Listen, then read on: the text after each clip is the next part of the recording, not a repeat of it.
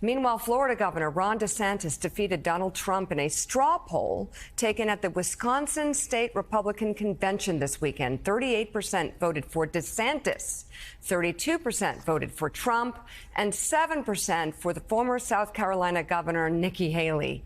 Wisconsin Republicans were also split on whether they want Trump to run again. 43% said he should, 32% said he should not, and 22% were unsure. John Hellman, what do you make of all of this? I'm hearing whispers in Florida that they'd much rather have Republican Party Ron DeSantis than Donald Trump.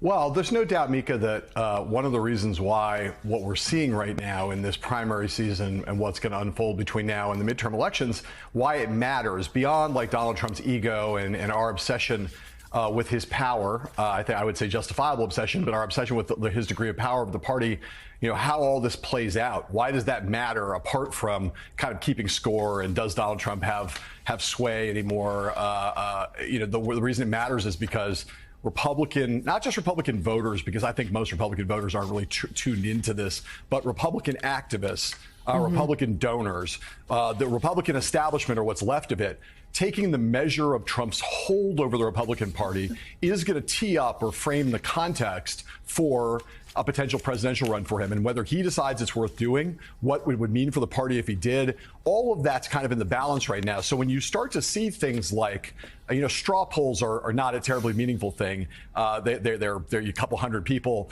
in Wisconsin. But when you start to see a guy like Ron DeSantis, who has been the clear second choice favorite of Republican voters with gathering strength over the course of this year, when you start to see little signs like that, they're like canaries in a coal mine that Republicans at least are looking at Trump's influence on the party. And I'm talking about now the activists, the people who kind of make the primary process run. They're looking at the way things are playing out right now for Trump. They're taking the measure of his strength and the damage he might do to the party. And they're saying, at least they're saying, maybe we should consider someone else. And I think that frames, for Donald Trump, the decision he's going to make. And it kind of tees up the questions that the party is going to confront shortly after the midterm elections, when all eyes in both parties is going to turn quickly to what the presidential election is going to shape up to be in 2024. Yeah, and Elise, again, we've talked about it. There's a reason he brought up Mo Brooks, because he endorsed Mo Brooks. And it didn't do anything for Mo Brooks. Mo Brooks faded. He tried to destroy Kemp as governor of Georgia.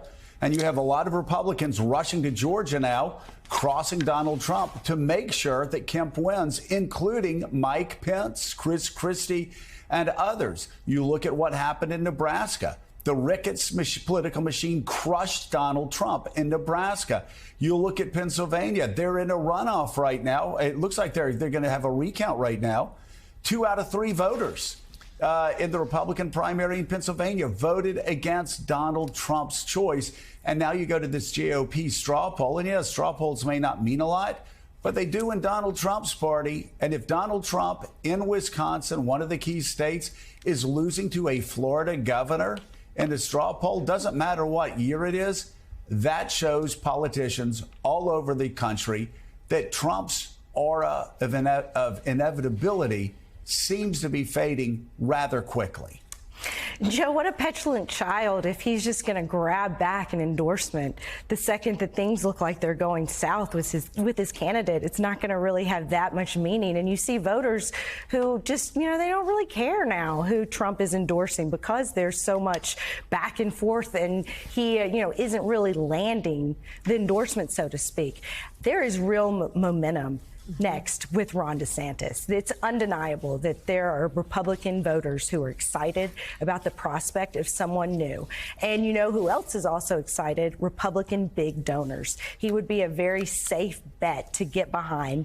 And he has plenty of, Trumpian pizzazz as he's exhibited his, populist, his leanings, his ability to, take on the media and so on over Twitter. But they would have, without the crazy. And so he is a very attractive choice for Republicans with money to get behind in 2024. And that has to make Donald Trump really fearful. Also, Jonathan Lemire, what my reporting is finding is that another group of the conservative base is also very excited about Ron DeSantis, in part because they're so tired of Donald Trump. And that would be the Murdoch faction of the conservative movement, telling people close to them that they are fans of Ron DeSantis and have had enough of Donald Trump. Yeah, and we certainly know what incredible influence they wield over the process. But let's just go through some of the data points here. We can posit two things at once. That Trump is still the most powerful voice in the Republican Party. But secondly, his grip has weakened some.